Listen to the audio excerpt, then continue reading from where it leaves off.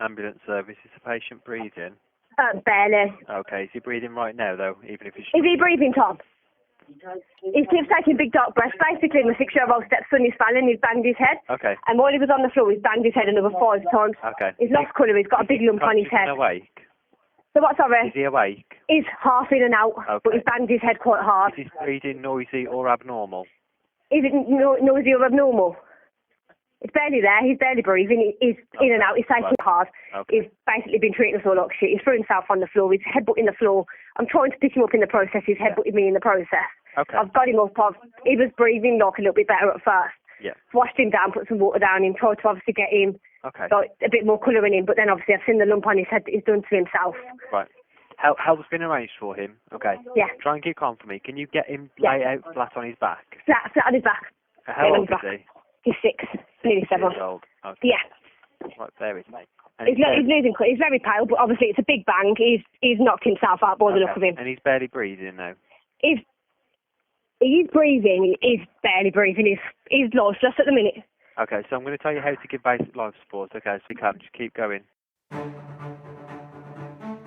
Hello, everyone. Hello. I know this episode is late. I did have contractors here at the house, so there was literally no quiet place for me to record, but better late than never. Here we go.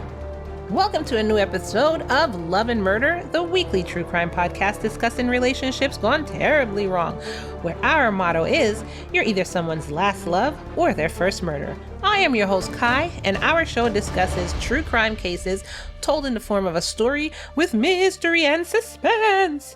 In today's episode, we're talking about a case of a once promising young woman who hit rock bottom after losing everything to alcohol addiction, from killing her partner to losing her own son. This is the story of Olivia Labinjo-Halcrow. But it's not as simple as you think. Join us for a twisted tale of love and murder. But first, I wanted to remind you to head on over to our exclusive group at patreon.com/love and murder. Our next bonus episode is the case of Charles Starkweather, who's a serial killer who author Stephen King was inspired by. You don't want to miss it. www.patreon.com/love and murder. And we'll discuss more about our Patreon at the end of the show. In the meantime, let's get into today's case. The daughter of Peter and Madeline Halcrow, whose name is Olivia Labinjo-Halcrow, was born in the UK in 1993.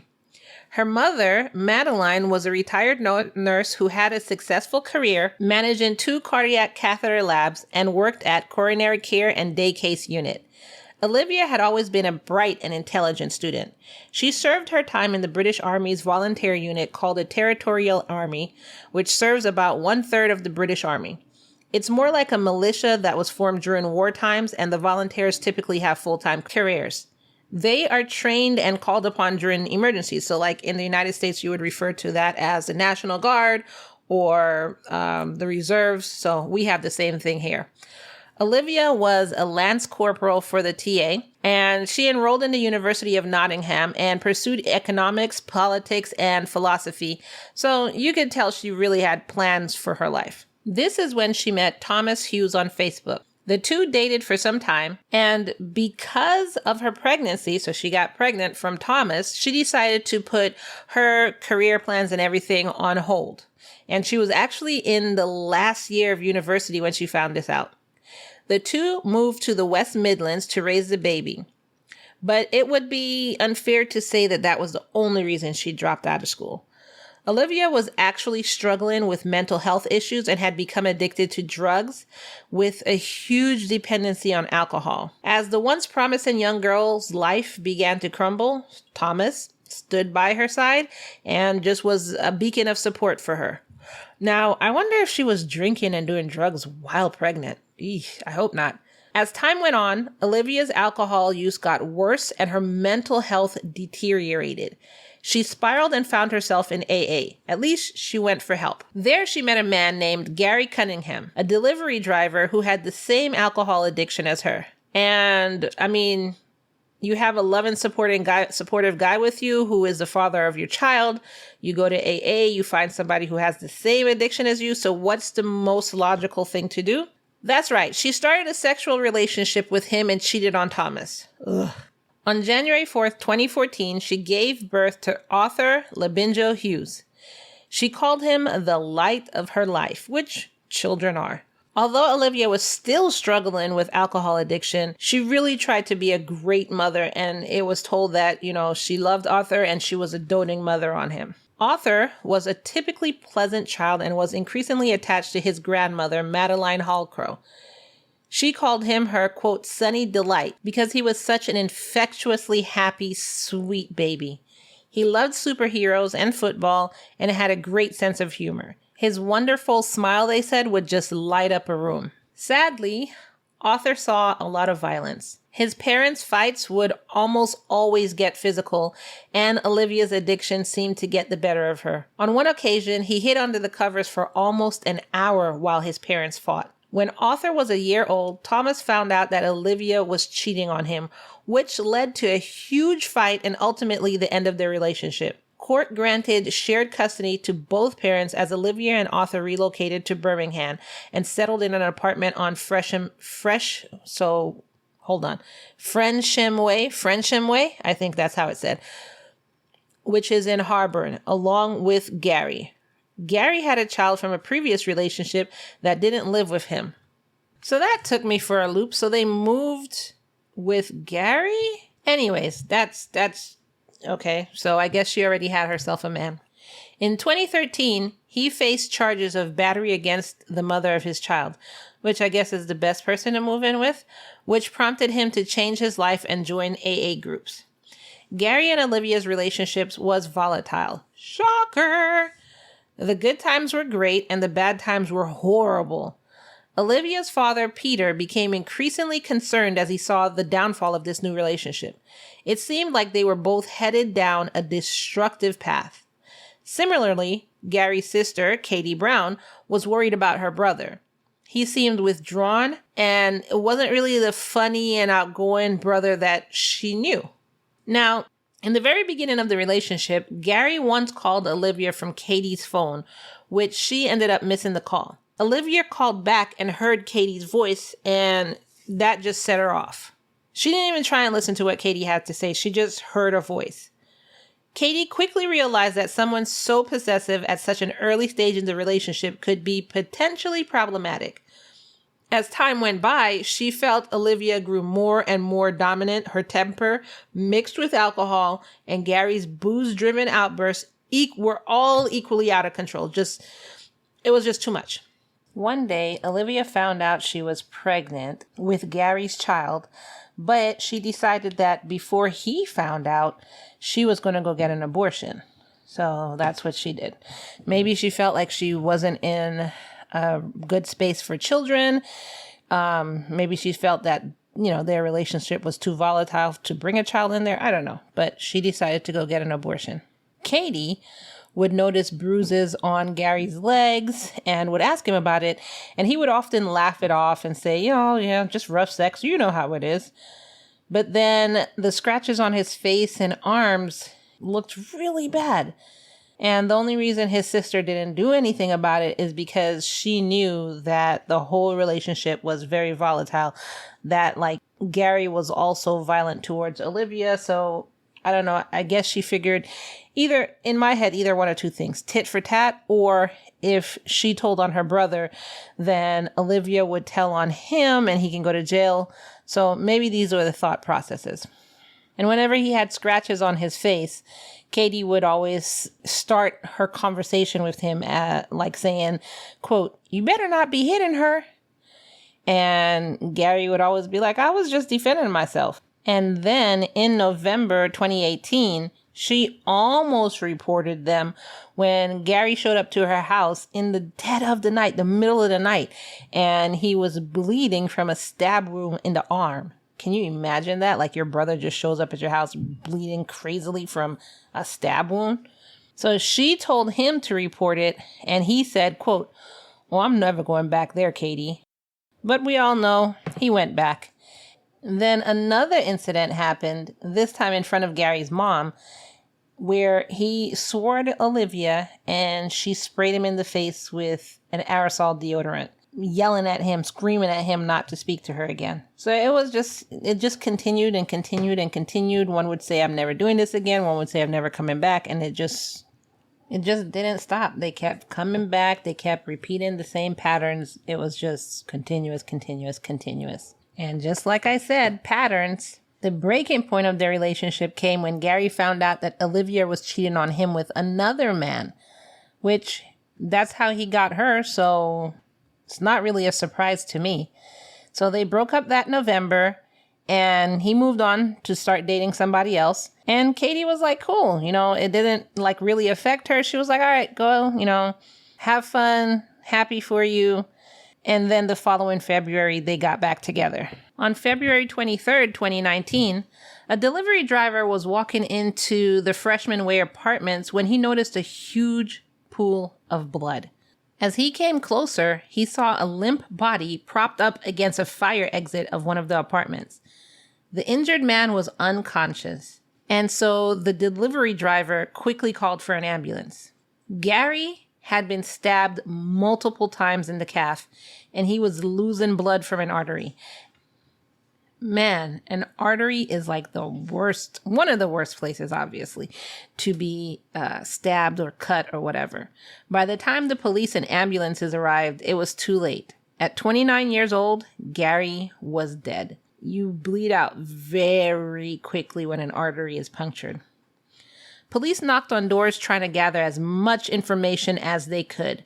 Someone had heard a man shouting in the hallway and then silence, so they didn't think much of it. Because you hear that stuff all the time. Somebody yelling, people fighting, and then, they move on or they just stop fighting. It's nothing that you think of. Now, if you heard fighting, and then bam, then you might be like, oh my God, what happened?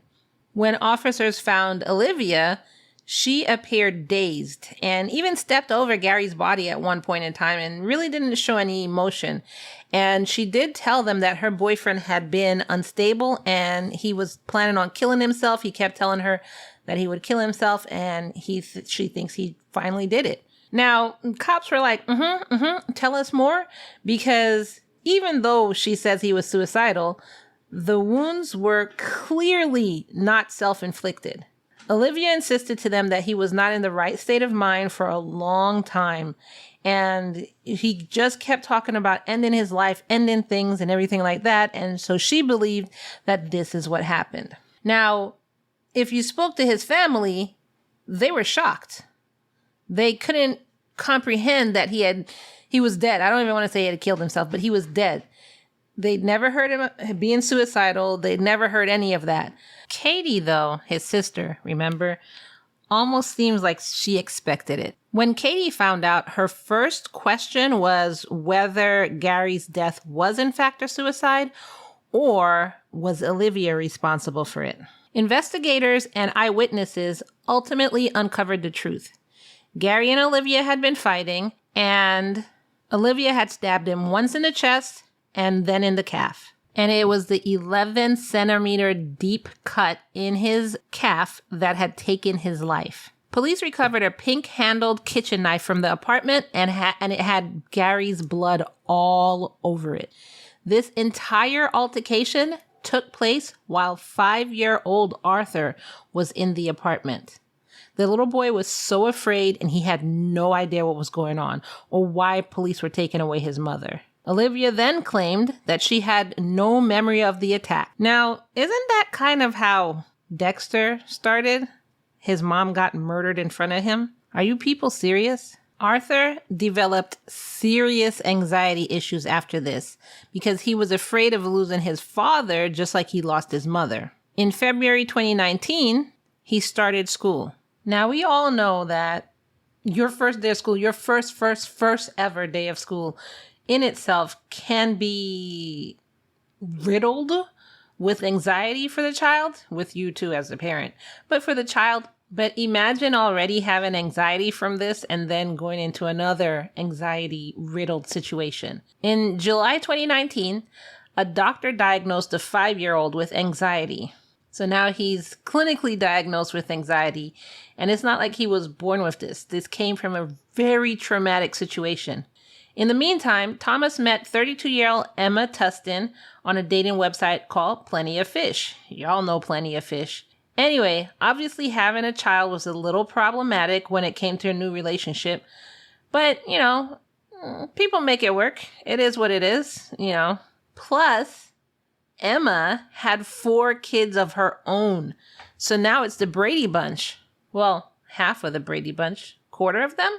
I don't know. However, the kids had been taken away from Emma following a failed suicide attempt in 2013 when Emma jumped off of a 6-story garage, breaking multiple bones. What? She was deemed mentally unstable to look after a child. So the state or the country or the county, I don't know how y'all do it in England, took her children away. 2 of her children were sent to live with their fathers.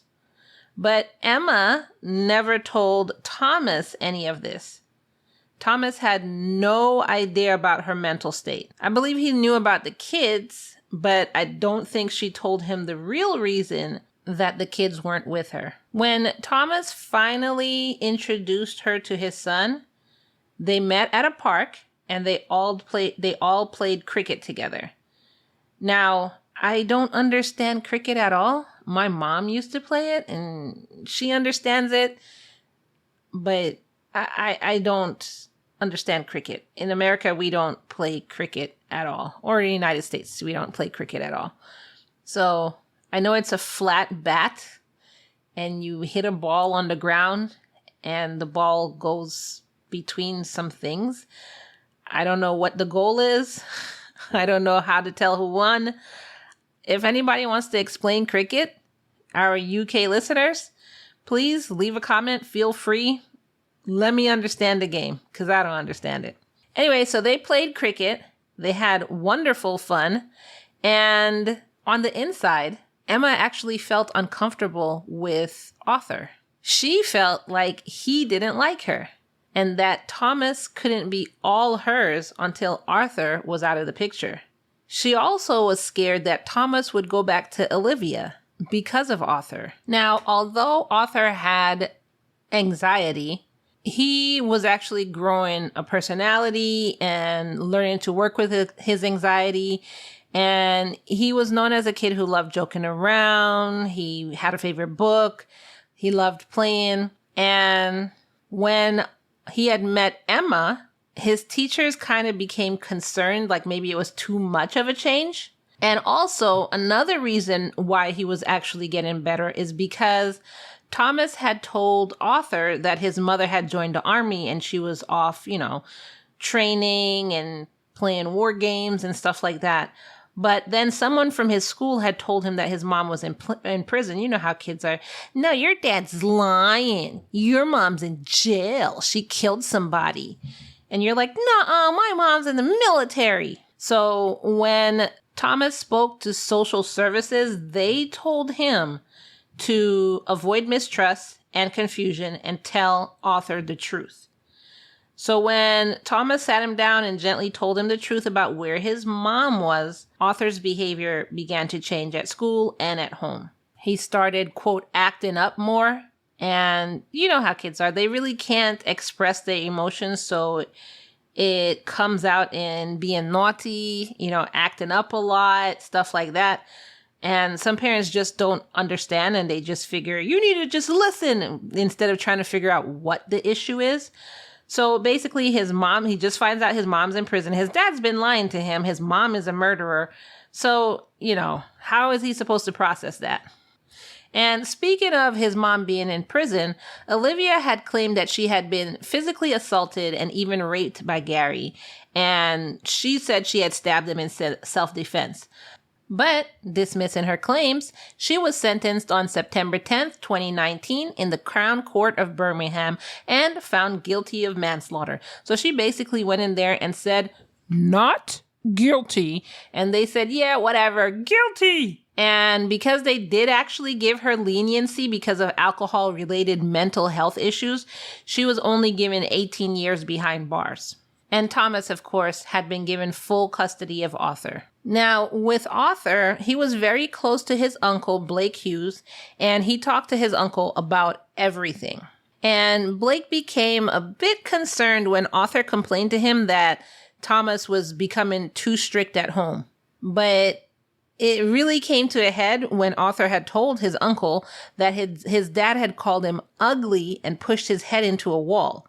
Has the child not been through enough? I'm just wondering. I'm asking for a friend.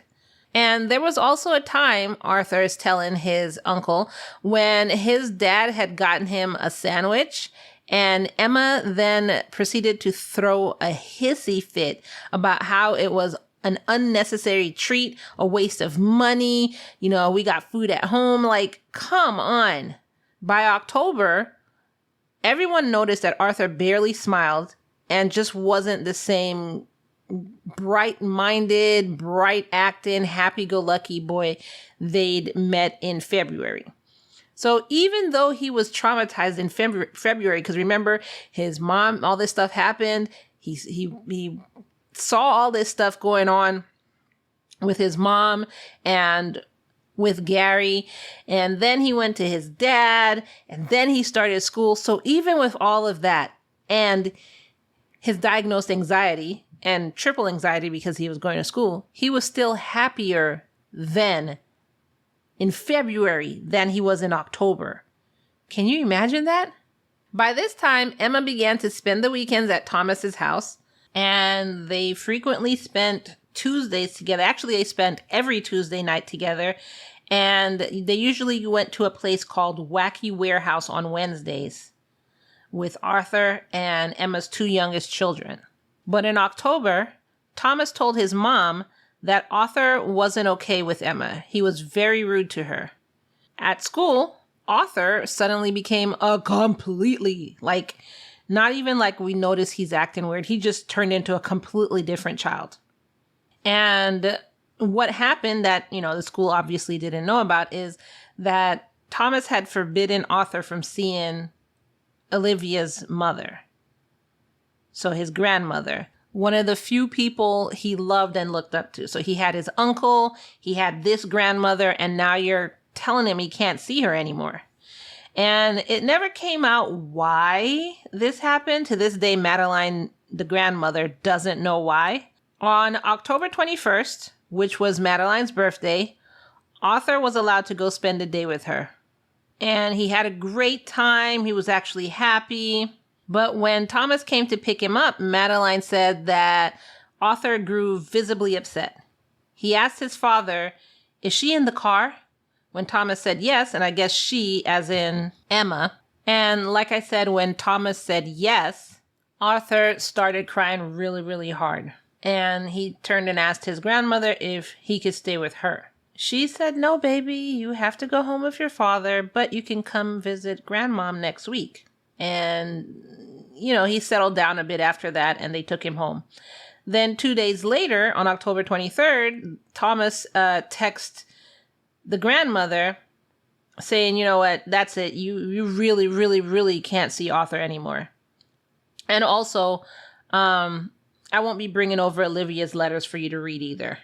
In November 2019, Thomas told the school that he felt his son needed help and that, like I said before, he was behaving differently. Him and his mother went to go meet the teachers to discuss Arthur's behavior and what can be done about it. The teachers explained to Thomas that Arthur was afraid of Thomas abandoning him, kind of like he felt his mother had, like he would be taken away, and, that's a form of abandonment. The other thing Arthur had expressed to teachers was that he was afraid that his dad might kill him. And they noticed that Arthur was a little bit too obsessed with guns, murder, death, basically things that a child should not be exposed to. And this sounds like the beginning of Dexter.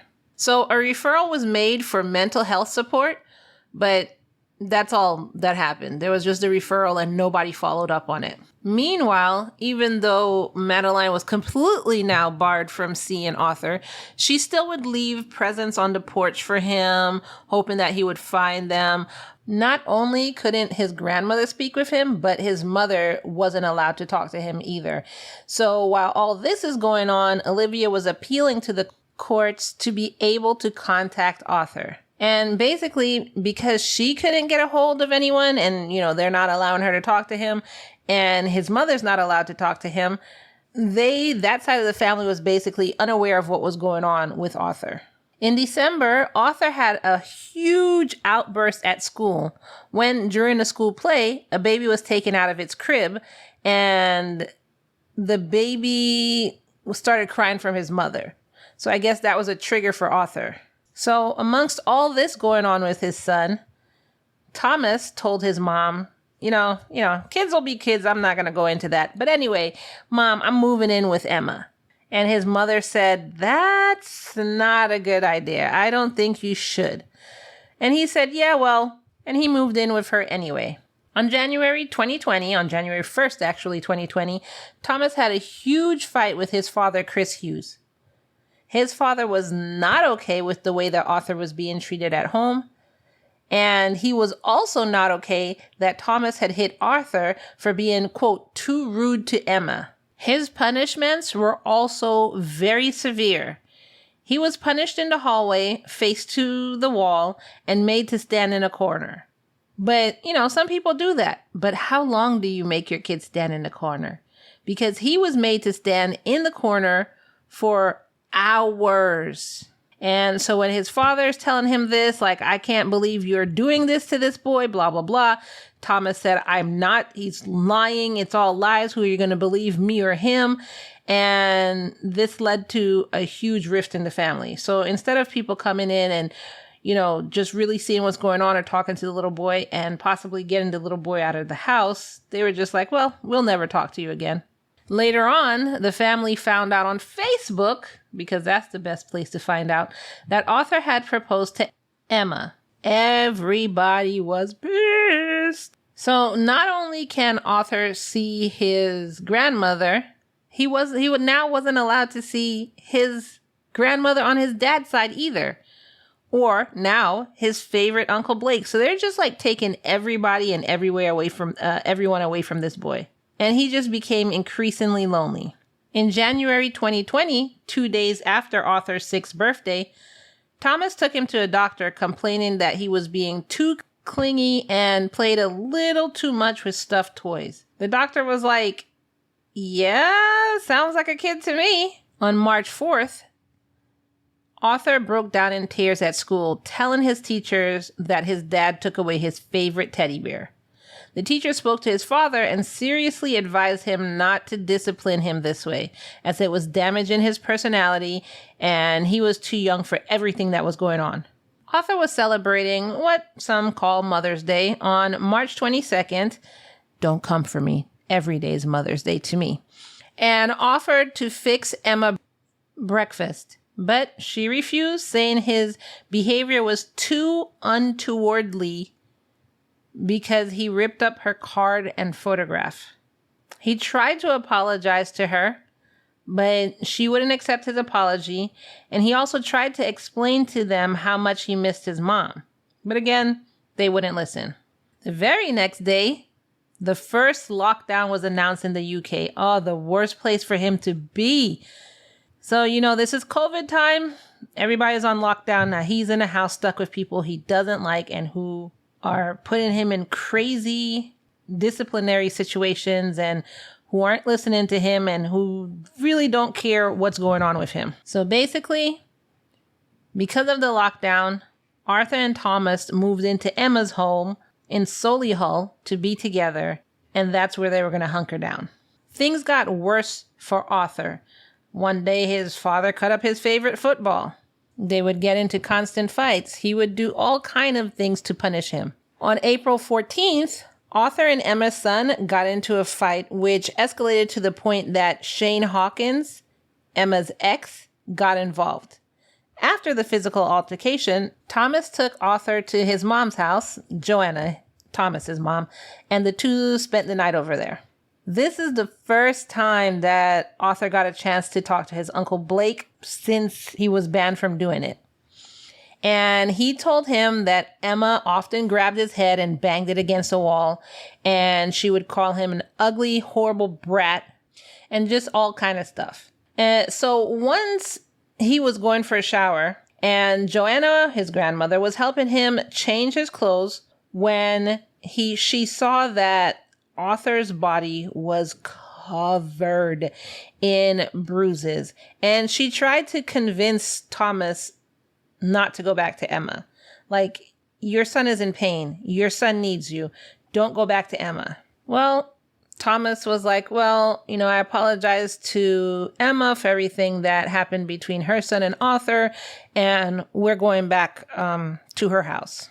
So when they were trying to leave on the 16th, Joanna tried to convince Thomas to let Arthur stay with her for a bit, but Thomas said, no, he needs to come with me. On April 16th, Madeline received a call from Joanna, so both grandmothers. So Olivia's mother got a call from Thomas's mother asking if they could meet up. So being that they literally don't talk, not that they hated each other or anything, they just don't talk. Madeline found this alarming and unusual, and she decided to go find out what this was about. Now, Thomas's mom and dad actually told her that Arthur was being beaten and she had seen the bruises to prove it. She then pulled up pictures of the bruising to show Madeline. Madeline, who was a nurse, immediately knew this was not anything dealing with an accident.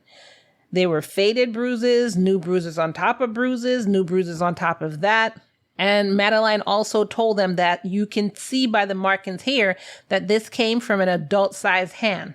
So she immediately called social services. The Solihull Council sent out Jane Kavanaugh to meet with them in a prearranged meeting for April 17th, which is, why did you prearrange it? If somebody's saying they hurt their child, like I witnessed it, I have proof and everything like that, why would then you tell the parents that, hey, I'm sending somebody over in like a week?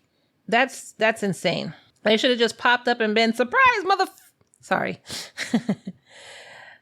When Jane asked them about the bruises, she was shown a single faint bruise on his back that the couple claimed that Arthur got from play fighting with Emma's son. She said they used boxing gloves, but I don't know. He would have had to hit him pretty damn hard for there to be a bruise left. So the social worker was like, okay, well, parents are very truthful. Next question, let's ask the kids. And she asked Emma's son and Arthur how safe they felt in the home, with 0 being to the floor and 10 being to the ceiling. And they both enthusiastically pointed at the ceiling. Yeah, probably because they had threatened that little boy that if you don't point at the ceiling, I'll tell you when you... Or they made him scared that, oh, they're going to take you away from us and you'll never see your father again or something. You know what I'm saying? This is why you do not mention when you're coming. It's just a pop-up. So the social worker looked around, noticed that the house was clean. There was food in the fridge. The children seemed happy. And she was like, well, nothing to see here. I just see 2 upstanding adults that we just told we were coming, even though there was a accusation of abuse and pictures of bruises. But, everything's good. I'm pretty sure they didn't try and, not hit this little boy for a couple days so the bruises were healed. I'm pretty sure they didn't try and clean the house quickly. And I'm pretty sure they didn't just fill up the fridge. These children are in good hands. Before she left, she did offer help, like a program for Arthur to come to terms with all the violence that he had seen growing up. But Thomas was like, no, he's okay. The next day, Arthur's uncle spoke with the West Midlands Police Department on a web chat to report the bruises and even sent pictures to an officer. Officers were like, this could be Photoshopped. It's COVID. I mean, better safe than sorry, right? And they did not follow up with this. They never called back, never investigated. They were just like, open and shut case, Johnson. And they were basically like, social services went out there already, so why are you calling us? And they told him that, hey, don't forget that you have a restraining order, so if you go to the house, we're going to arrest you. So have a nice day, click. Joanna, the grandmother, wasn't going to take that for an answer. And on April 20th, which was 2 days after this, she called a school insisting that they get social services involved in this matter or at least investigate what was going on. Again, social services assured the school that, no, we went to the house. I mean, one visit is enough, right? Like, we would have found anything if anything was going on. So we're good, and he's good, and I don't know why they keep calling. Meanwhile, at home, Emma would put too much salt in Arthur's food as, quote, punishment to discipline him if she felt he was being too rowdy or if he didn't finish his food or anything. He would be hit, cursed at, yelled at, and, like I said, made to stand in place for hours. Emma's stepfather, John Dutton, witnessed this, and he actually made an anonymous phone call to social services in May 2020, reporting to them that this little boy is in danger. And social services did absolutely nothing. The school offered to take Arthur, just in case they figured his dad was having a hard time finding a place to live, or, we'll take Arthur to keep him safe. And until you can get your bearings or whatever, we'll keep him here. Thomas said, no, that's okay. We're not in any trouble. My son needs to stay with me and he's fine where he is. All this time, Olivia has no idea of what's going on with her son. Nobody's telling her, nobody's contacting her. She's still trying to get permission to speak with him, but, she's in jail and nobody's really listening to her. When the UK's lockdown finally was lifted on June 8th, 2020, all the kids returned to school, but Arthur didn't return. When they asked Thomas where he was, Thomas said, well, Arthur has a headache and he'll come the next day. Then the next day, oh no, he's kind of sick, so he'll come the next day. Then the next day, oh no, during the pandemic, he lost too much weight and I think he'll pass out from weakness. He'll come the next day. Well, a week passed, and on June 15th, Emma took Arthur with her to get her hair done. And because it's COVID, she actually went to her hairdresser's house. And her hairdresser, Catherine Milhench, I think that's how you say the name, was surprised to see how frail and just Arthur was. And he was so quiet. And she mentioned that while he was standing up, he actually had a hard time standing up. She could see his little legs trembling. And Emma just came in like nothing was wrong. Everything's okay. And she told him to face the door and just wait. And the child stood like that for 6 hours. Just basically imagine a skeletal child standing facing the door for 6 hours, shaking like a leaf. I gotta tell you, as a hairdresser, you out your freaking mind if you think I'm gonna have your child standing there for 6 hours, looking all skinny and stuff like that. You could tell when a child is just, you're naturally small, as opposed to a child who's being starved. And you gonna have to fight me, because I'm not gonna have any child stand there for 6 hours. If he did something horrible, you need to find a different punishment, at least while you're in my house, because I'm not having a child stand and face a wall for 6 hours. Fight me, and you'll have a problem, because I'm gonna protect your child. I'm not doing your hair. Okay, I'm calm now. On June 16th, the next day, they came back to finish Emma's hair. And I'm just not understanding the hairdresser, but whatever. When they came back, Thomas and Emma were shouting at the boy, and the hairdresser was just really surprised at this behavior. She said that they were shouting at him like, quote, like a game of tennis, just back and forth, back and forth. Mind you, don't forget, this little boy is only 6 years old. And she said the shouting was like they were berating him. Mother, stepmother, mother, father, stepmother, just back and forth, back and forth. And while they were yelling, the hairdresser's partner tried to sneak the little boy a glass of water so that Thomas and Emma wouldn't see, and the boy was too afraid to take it. And the hairdresser said that Thomas seemed to handle Arthur with just hatred, like, ugh. He would hold him by the scruff of the neck, throw him here, throw him there, and just telling people, well, it's because he's acting out, so I have to be tough with him. So I guess she got her hair done. Again, wouldn't be me, but whatever. She got her hair done. They went home. When they went home, Thomas left to do some errands. And then Emma texted him around 2:30 p.m. saying that Arthur had knocked himself out by banging his head on the floor. Thomas, I'm sure, rushed home. And when he got home, they called 999, which is in the U.S. is 911, around 2:42 p.m.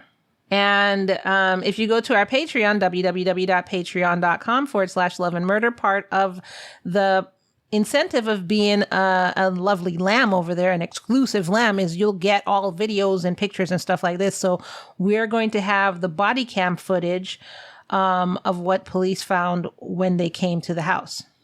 So when police got there, Emma was crying and saying Arthur had hit her and that he had banged his head on the floor a few times. And she had been just trying her best, but the boy hated her so much. You don't understand what it's like to be a stepmother. He just wanted his mom, and no matter what she did, he just didn't like her. And she was so concerned about him. So when she ran to prevent him from hurting himself, he headbutted her and he kicked her and he hit her, and she just couldn't stop him.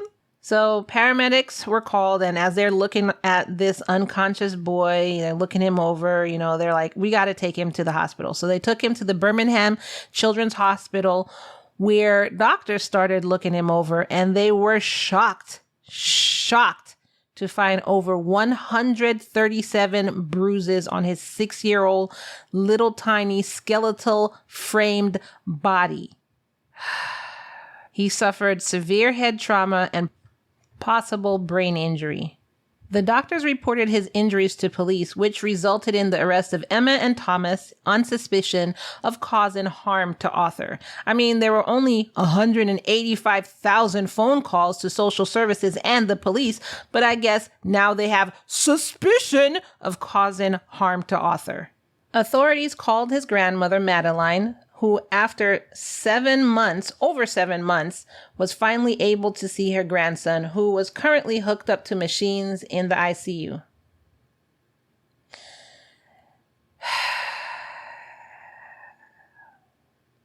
I don't even want to continue. I almost feel like crying. Not almost, I do feel like crying. I don't even want to say this sentence. So that night, on June 17th at 1 a.m., doctors announced that Arthur could not be saved. And his life support machine was switched off. So basically, this sweet little 6-year-old boy had been beaten to death.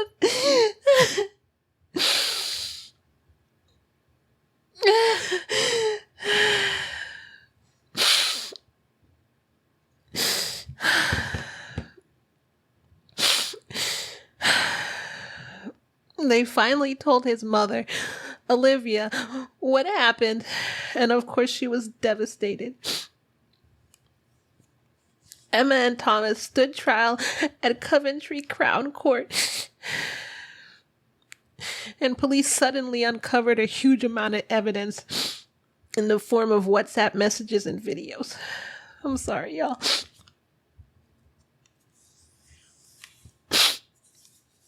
I'm so sorry. Anyway,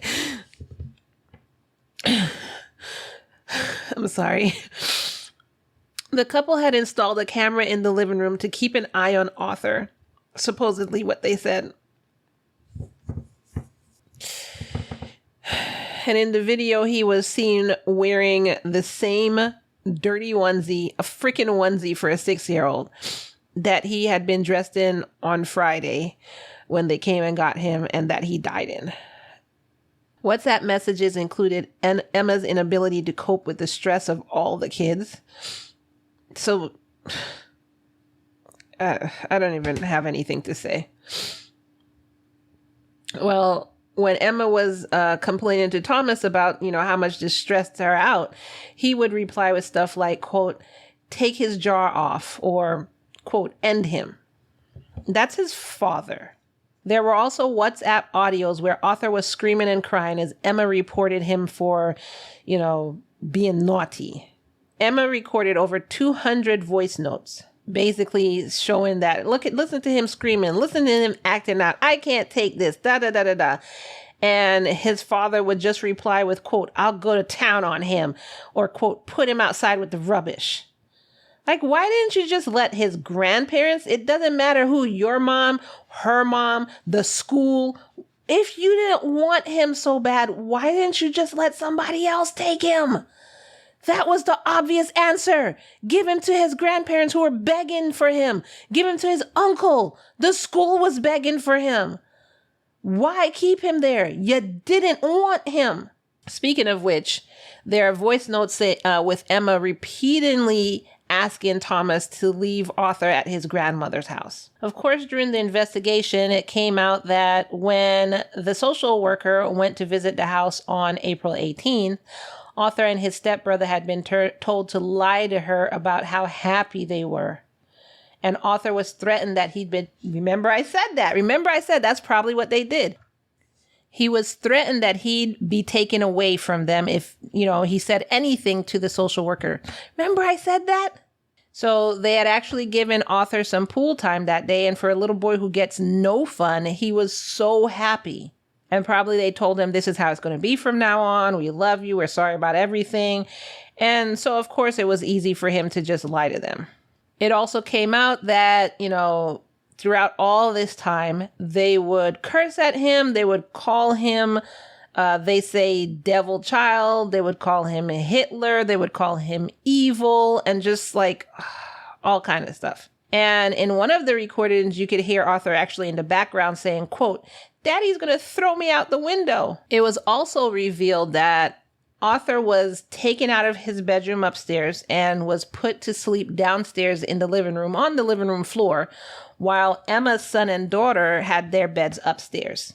And when they spent the nights away from the house, the son and daughter, they didn't bring Arthur upstairs. He still had to sleep downstairs on the cold living room floor. In the recordings, you can also hear Arthur calling for his grandmother and his uncle Blake. And in a heart-wrenching recording of Arthur, he had woken up on the day he died at 8:30 a.m., too weak to stand up, and said, no one loves me. That's what he woke up and said. And he woke up again and he called out, not knowing if his uncle Blake was there or not, but he called out, Blake, no one loves me. Nobody's going to feed me, over and over again. And if you want to hear this gut-wrenching, you can go to our Patreon. So Arthur had passed away from brain injuries, being that his head was banged against the floor, and he had also been shaken vigorously. Is that how she was claiming to stop him from hurting himself? Emma was convicted of manslaughter in December 2021 and given a life sentence with a minimum of 29 years. Thomas was only sentenced to 21 years in prison. On July 29th, that sentence was increased to 24 years because it appeared to be lenient.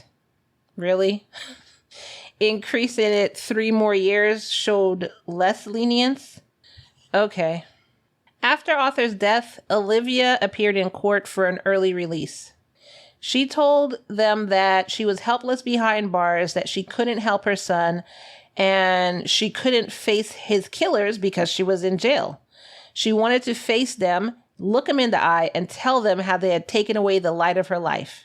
In a tribute to Arthur, she said she wanted to focus on Arthur's life and celebrate the beautiful little boy.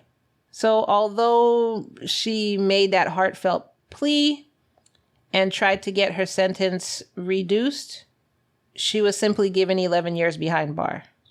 Some people argue that her sentencing has been harsh, like harsher than normal because she was a woman, because their thing is men who have been accused of manslaughter have been given 5 to 8 years in jail on average.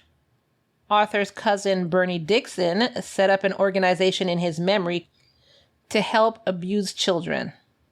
During a soccer or football match in 2022, Birmingham and Cardiff City stopped their play in the 6 minutes to honor little Arthur, and fans sang for him. Officer Jess Davies of the Midlands Police is set to run a half marathon on May 7th, 2023 in memory of Arthur and for his organization. A mother herself, she says there have been way too many preventable cases of domestic-related abuse or domestic abuse-related deaths. Olivia currently continues to serve her sentence in prison, and she has dedicated her life to the remembrance of her little boy. Madeline has appeared on various talk shows and news segments in an effort to raise awareness about physical abuse, about the negligence of social services, and to employ people to recognize and take swift actions at the first signs of abuse. And that, y'all, was the heart-wrenching story of Olivia Halcrow. And it actually turned into a story I couldn't take about her son, Arthur. Olivia was a once promising student and succumbed to alcohol addiction. And although she might be guilty of taking the life of Gary Cunningham, it's still heartbreaking to know that she'll never get to see her little boy again.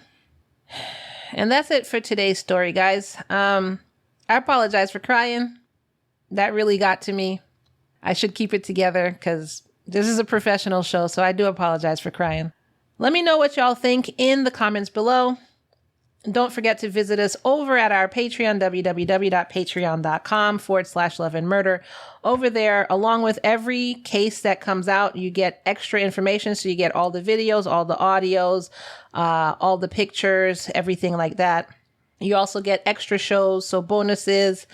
We have a bonus coming out that's about Charles Starkweather. So if you know anything about him, or if you don't, it's a really interesting case. And it's actually a case that inspired Stephen King for some of his books. So you guys want to go over there and check that out. You can actually get in starting at $1 a month. The $1 a month only gets you commercial-free episodes. So you'll get the full length episodes commercial free, and you'll also get the extras like the videos, everything like that. But it does not get you the bonus episodes. So the best tier for you to do is $5 and above, which will get you bonus episodes. Don't forget to hit that subscribe button so you don't miss any episodes of Love and Murder. And go ahead and leave us a review. 5 stars if you don't mind. That'll help us greatly. And another way, a free way that will help us greatly, is to just share this episode. Share with your friends, share with your mom, share with your dad, your uncle, share with your true crime friends. And as always, we leave you every night. I'm used to saying we because I started out with a co-host, so don't judge me. We leave you every night by reminding you that it's, say it if you know it, all love and no murder, y'all. Bye.